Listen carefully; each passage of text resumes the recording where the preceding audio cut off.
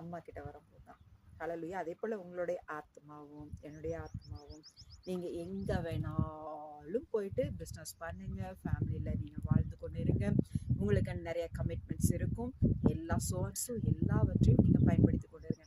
ஆனா உங்களுக்குள்ள இருக்கிற ஆத்மா இருக்குல்ல, அவரை உண்டு பண்ணினவர்கிட்ட அவங்கள நீங்க கூட்டிட்டு போனீங்கன்னா தான் அந்த ஆத்மா நிம்மதியா இருக்கும், சந்தோஷமா இருக்கும், சமாதானமா இருக்கும், ஒரு பலனோட இருக்கும்.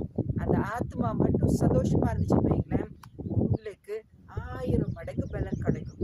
எந்த முடியாதுங்கிற காரியத்தை வைராக்கியமா எழுப்பி செயல்படலாம். ஹalleluya. சோ அதனால எவ்ரி 7th டே நீங்க 6 days எங்க இருந்தாலும் ஓகே, நோ ப்ராப்ளம். நீங்க ஆண்டவரோட தினந்தோறும் அந்த குழந்தை போல அந்த ஆத்மாவை